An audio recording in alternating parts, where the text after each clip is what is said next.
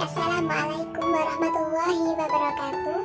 Saya Citra Anggraini dari Prodi S1 Kebidanan semester 2 akan menjelaskan tentang praktikum yang kedua, yaitu tentang pengaturan suhu tubuh. Untuk pengaturan suhu tubuh sendiri ada dua, yaitu pengaturan suhu tubuh dalam kaidah fisik dan pengaturan suhu tubuh dalam kaidah metabolisme.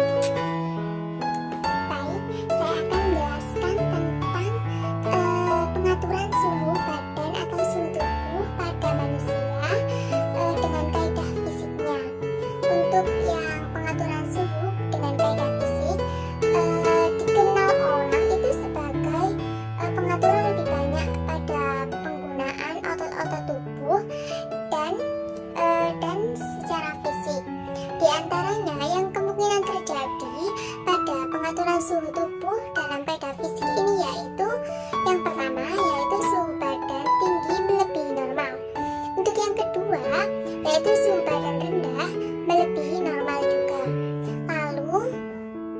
Lalu apabila suhu tersebut, suhu badan kita tinggi, termoreseptor akan mentransfer ke kulit kita, terus di otak dan di hipotalamus.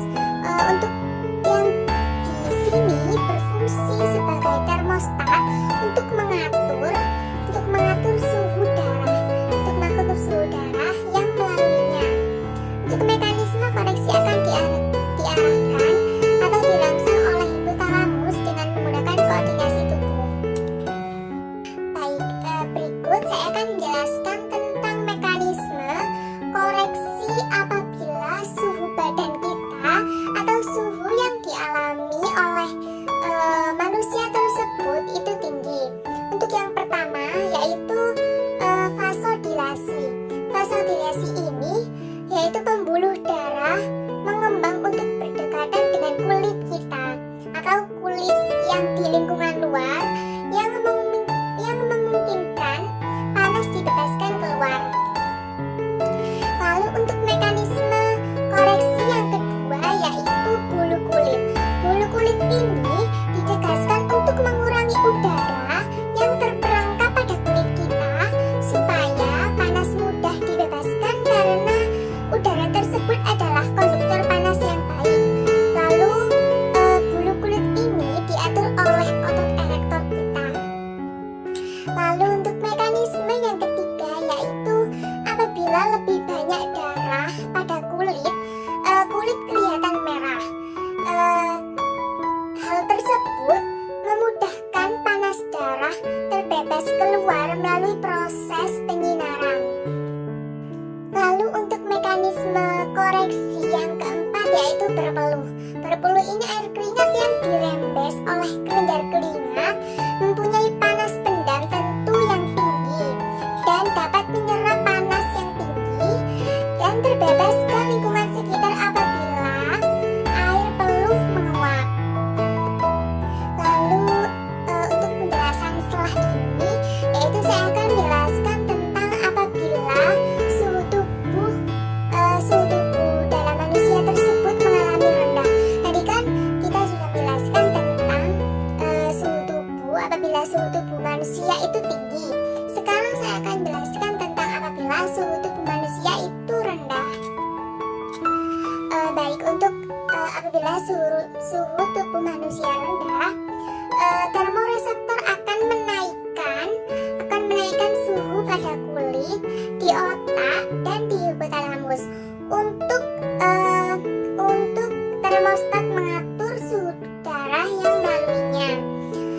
Untuk mekanisme koreksi akan diarahkan atau dirangsang oleh hipotalamus dengan menggunakan koordinasi badan.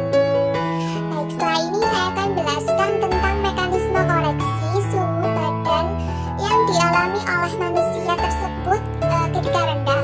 Tadi kan untuk jelasan sebelumnya saya sudah menjelaskan tentang mekanisme koreksi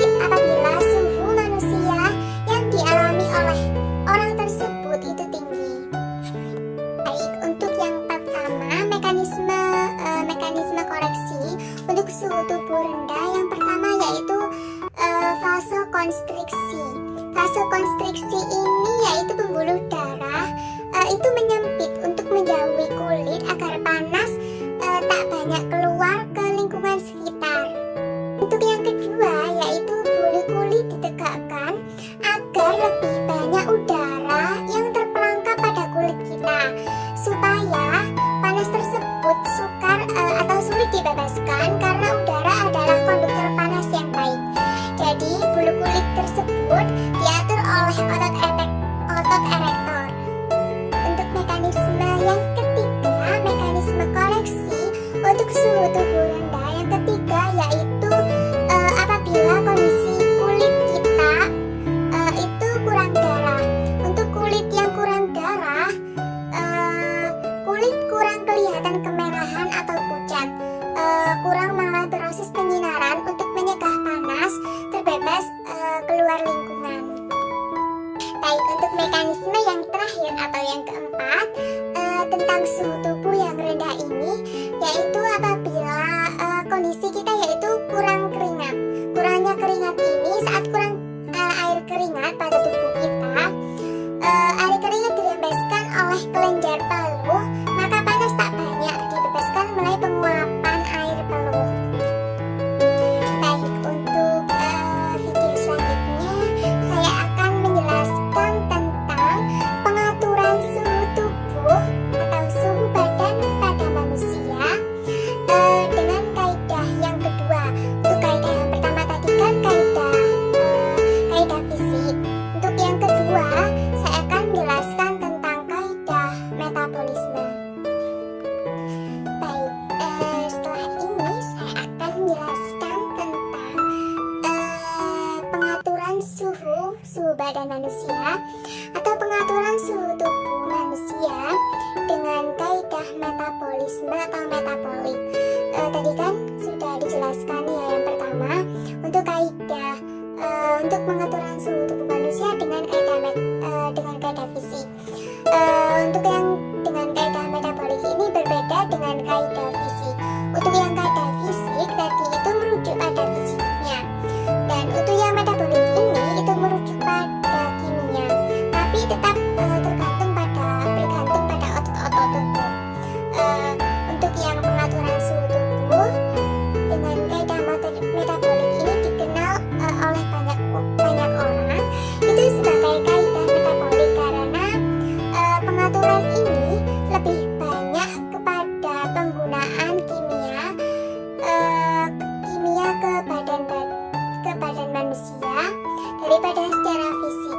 Walaupun terdapat pengaturan yang melibatkan otot-otot atau kawalan, ini juga melibatkan peranan-peranan seperti otot rangka, lalu yang kedua itu kelenjar adrenal, lalu melibatkan juga yang ketiga itu yaitu kelenjar tiroid. Lalu dalam keadaan sejuk atau nyaman atau tenang, hipotalamus akan mengatur otot rangka tersebut untuk vasokonstriksi secara aktif. Untuk vasokonstriksi sendiri yaitu pembuluh darah yang menyempit untuk menjauhi kulit kita agar panas tersebut tidak banyak keluarnya ke lingkungan sekitar kita. Ketika hipotalamus akan mengatur otot rangka untuk vasokonstriksi tersebut, menyebabkan seseorang atau manusia tersebut itu menggigil dan dapat meningkatkan suhu badan tersebut. Lalu pada saat yang sama, kelenjar adrenal akan mensekresikan hormon adrenalin dan hormon non-adrenalin. Sedangkan pada kelenjar tiroid akan mensekresikan hormon tiroksin. Untuk yang tadi kelenjar adrenal akan mensekresikan hormon adrenalin dan non-adrenalin. Lalu untuk yang kelenjar tiroid akan mensekresikan hormon tiroksin. Untuk semua hormon ini bertujuan untuk meningkatkan suhu badan dengan cara meningkatkan metabolisme tubuh.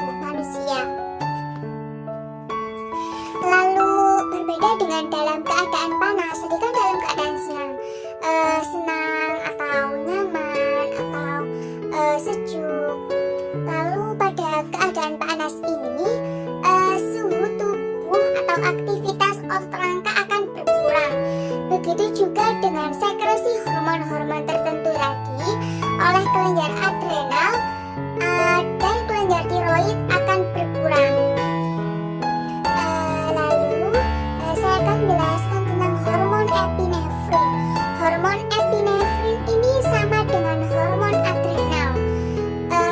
Hormon epinefrin atau hormon adrenal dan non-epinefrin atau non-adrenal bertindak dengan yang pertama, yaitu untuk meningkatkan kadar detak jantung dan kadar pernafasan dalam manusia.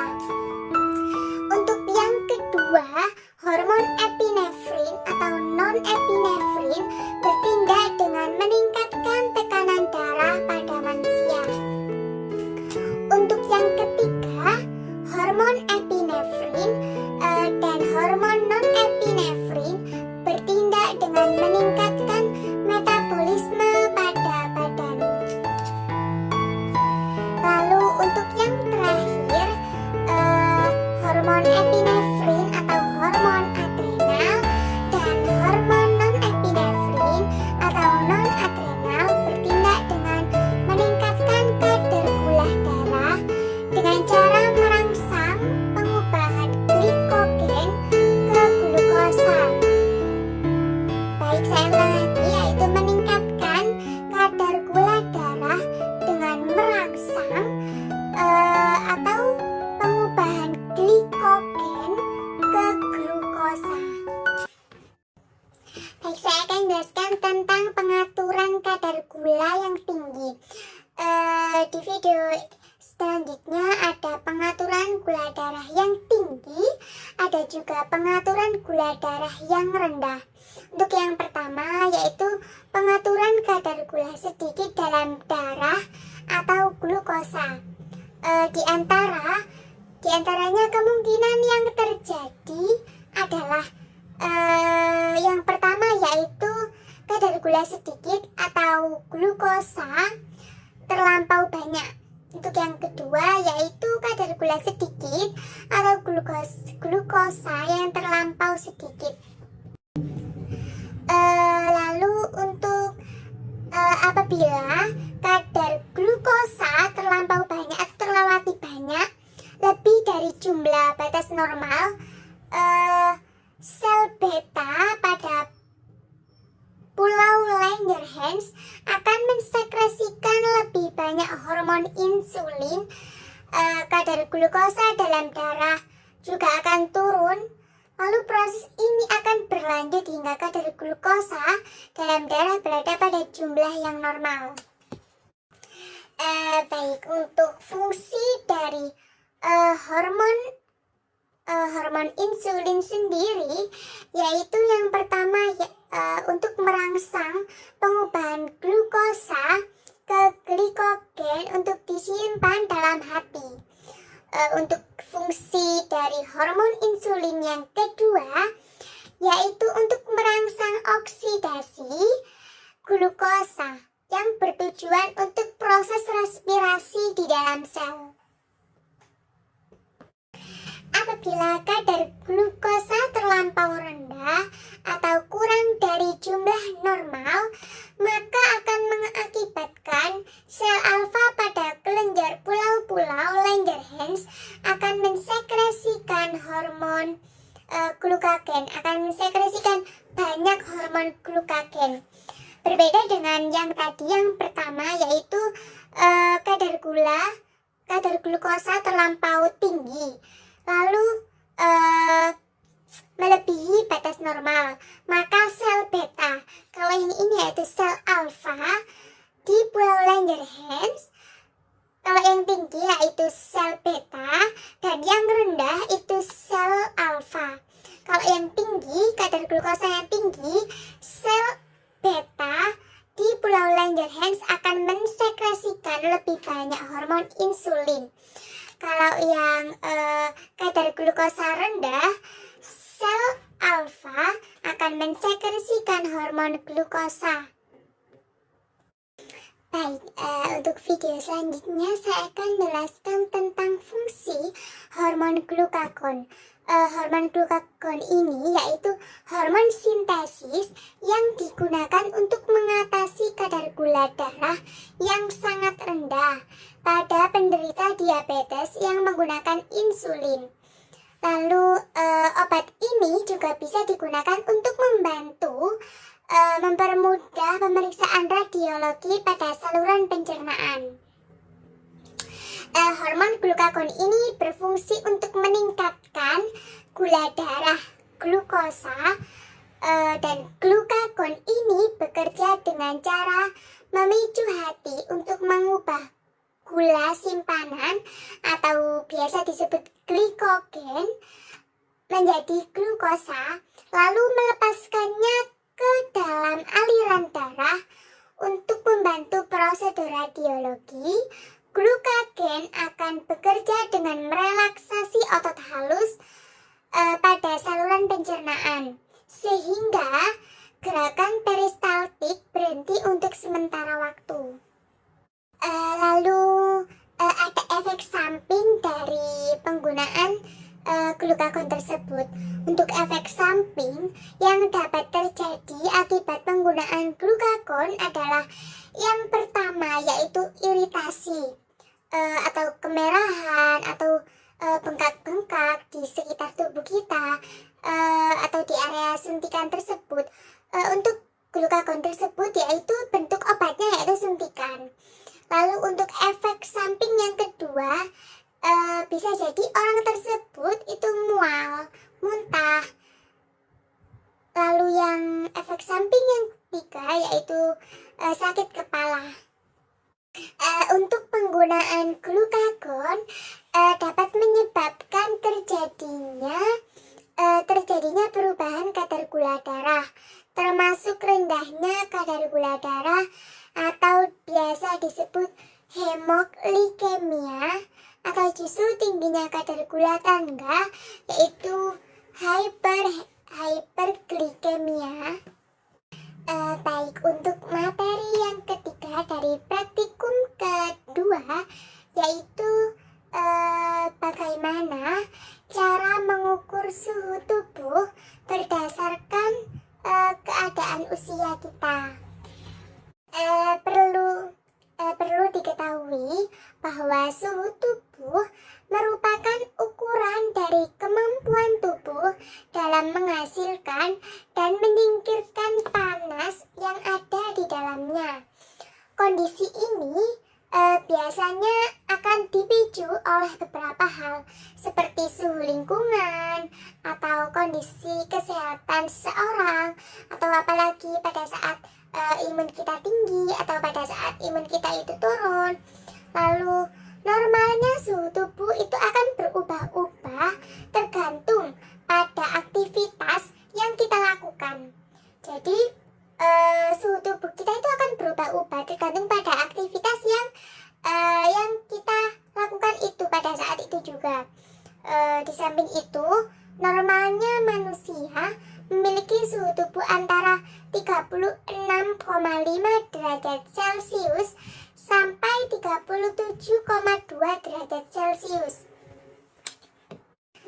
Sebagian besar orang-orang itu atau orang-orang sekitar itu akan berpikiran bahwa suhu tubuh normal itu normalnya itu 37 derajat Celcius. Padahal dari hasil penelitian itu suhu tubuh normal itu tergantung pada usia yang dialami oleh manusia tersebut. Jadi untuk usia misalnya bayi sampai umur 8 bulan atau 1 tahun berbeda dengan suhu tubuh manusia pada orang yang dewasa. Baik, saya akan menjelaskan tentang rata-rata suhu pada manusia berdasarkan usianya. Untuk usianya kita menentukan pada bayi, lalu pada yang kedua pada anak-anak, lalu yang ketiga itu pada orang dewasa.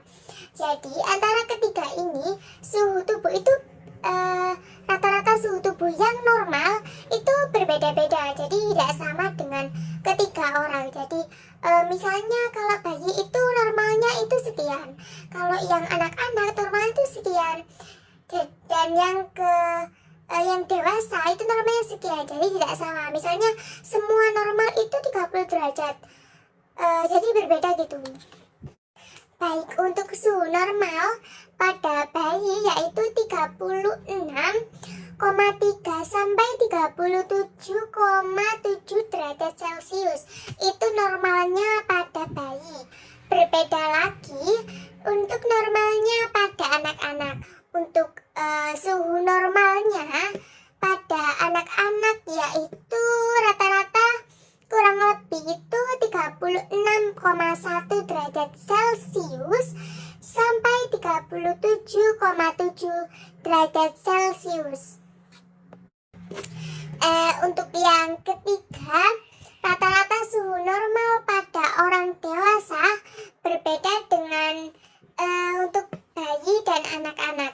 Untuk bayi dan anak-anak itu hampir sama, berbeda dengan orang yang dewasa. Karena orang yang dewasa itu memiliki imun yang tinggi. Berbeda dengan orang yang bayi atau anak bayi, itu kan imunnya masih rendah. Baik, untuk suhu normal pada orang dewasa, kisaran atau kurang lebih itu 36,5 derajat Celcius sampai 37,5 derajat Celcius. Meskipun sudah memiliki patokan yang tadi, untuk bayi itu normalnya itu kisaran 36,3 sampai 37,7 derajat Celcius. Untuk anak itu normalnya kisaran 36,1 sampai 37,7 derajat Celcius.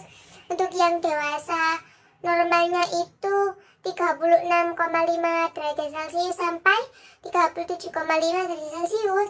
Meskipun sudah punya patokan sendiri-sendiri bahwa normalnya bayi itu segini, suhu normalnya anak-anak itu segini, dan suhu normalnya orang dewasa itu segini.